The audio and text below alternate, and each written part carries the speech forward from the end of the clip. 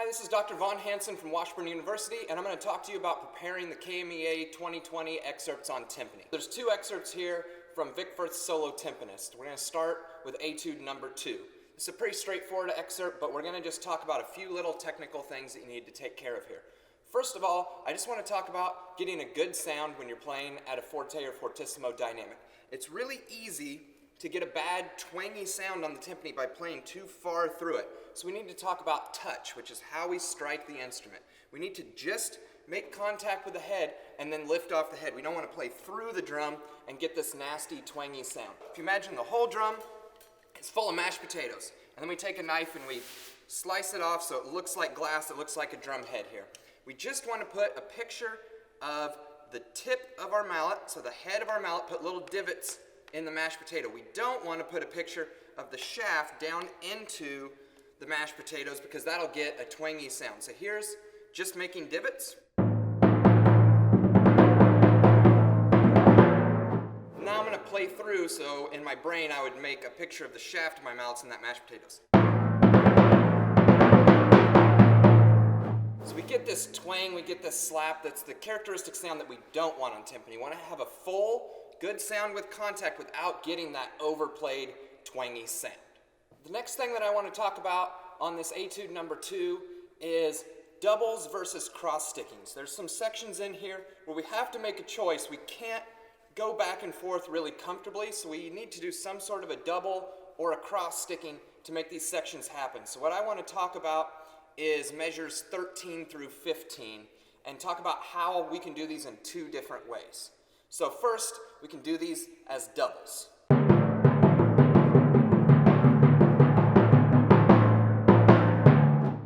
So the main thing we need to focus on when we're doing doubles is having balance between the hands and an evenness in our doubles. So we don't want to have an uneven double. We want both to be equal. And then we want to make sure that both hands are equal back and forth. For me, I feel like I have to bring out my left hand a little bit more. It's a weaker hand for me, and also this drum doesn't seem to speak as much, so I bring out my left hand just a little bit, and then I only double when I have to. So if you look at measure 15, I'm going to bring out that left hand, and then I do singles at the end. That makes it more even for me. The second way we can do this is with some cross sticking, where we actually take our hands over each other as we're playing these patterns.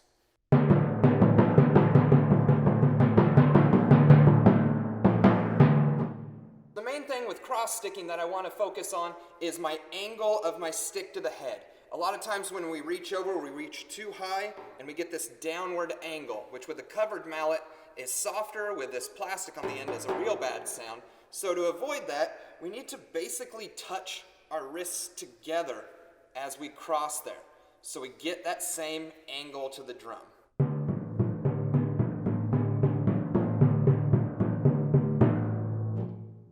With the stickings that Firth gives you in these sections, it seems that he's a little partial to the cross sticking. My preference is to do doubles. I think it's more likely that I'm going to miss and have a bad sound with my crosses rather than just focusing on having even doubles.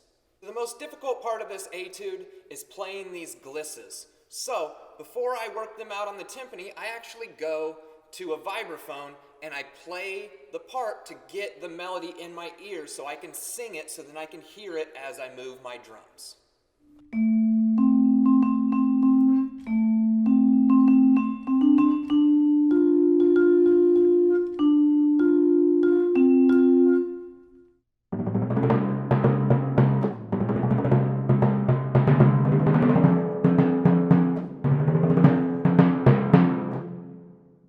Thing that we have to take care of here is this soft playing at the end.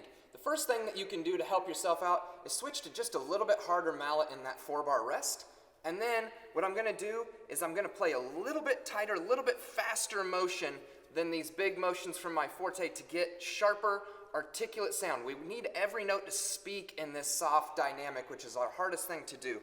Other thing that I do is I move just slightly to the edge because it's a little bit more articulate, the head's a little tighter at the edge. You don't want to move too far and get this nasally sound, just a little bit closer to get a little bit more articulation in these soft sounds. The last line of this etude has a difficult little dampening part. What you need to do is dampen on the following eighth note after each one of these 16th note patterns. So we can clear those out for the next one. One thing to pay attention to, going from 60 into 61, that first one, since we're playing the low drum to the high, you're going to have to dampen both drums. Then you just need to dampen a single drum back and forth, and then on that last quarter note, we need to dampen with both hands.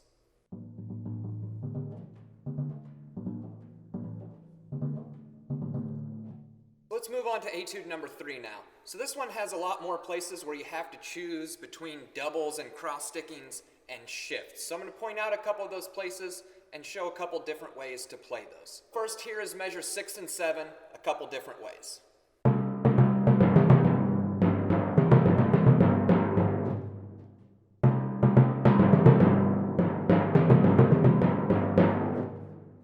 Measures 8 and 9, and when I have patterns like this, I do a shift rather than a double or a cross stick, because I think it gives me more control. So if I was to do a cross, I could do this.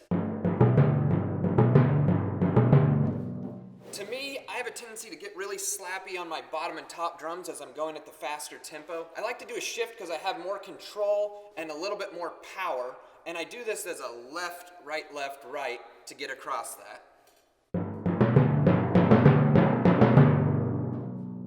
I just feel more under control using a shift there. 13 has a really quick pattern that we need to make a choice here. We could either do it as crosses. I feel like I have to really swipe across the drums to get there. To do doubles, I do a left, right. I'm really trying to accentuate this middle drum so I don't get ba-ba-da-da. Trying to get the middle drum. So I have nice articulation on all of those drums. Let's talk about measure 30 now. If you're going to do this as crosses, you really need to focus on the E of 2 with your left hand and the and of 2 with your right hand, getting across to those drums without getting tangled up. We have 1 and 2, E and. So we hit 2 with our right hand, then we have to get the E on this drum, and then the and. So that's the biggest shift that we need to do before we do our cross. The shift is actually more important to get us in the right place.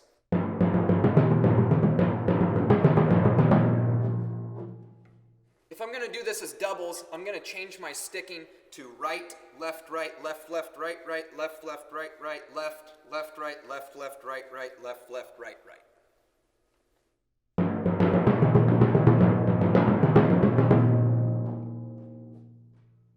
Measure 29, we have this forte piano roll. We can let the drum do some of the work for us. When I play a forte piano roll, I strike the first note, let it sit for just a second, and then I come in with my roll soft. So I'm not going, I'm playing a strike, coming out of it. So we have our forte as a strike, and then our piano roll coming out of there. The drum can take care of a lot of that for you. The other hard part about this is we have to get to our low drum after our roll. So we have to shift across, skip this drum to here. So what you need to do is you need to lead with your shoulders before you get to that drum. So as I'm playing my roll here, as I'm getting to the end, I'm moving my shoulders over so I can address the drum. You will see I move just a little bit early. I kind of take a breath. My shoulders move up and I'm coming from here to here. I'm leading my body before my hands. It all looks like this. One of the trickiest parts of this etude is these quick pitch changes. So what I do to make sure that I get them on time and I come back in the right place is I actually change them in a rhythm. So I'm going to use measure 7 first as an example. So we're going to change these top 2 drums. So first, I start the piece with my feet on these top 2 drums, so I'm ready to make these pitch changes when I get there. At 7, 1 and 2 and 3 and 1, 2, 3, and then I'm going to dampen them because I don't want to hear glisses. So I'm going to dampen for that beat 3, and then on 1, I'm going to change this drum. On 2, I'm going to change this drum, and then I come in on 3. So 1 and 2 and 3 and 1, 2, 3, dampen, tune, tune, bon-da-ga-deem, bon-da-ga-deem.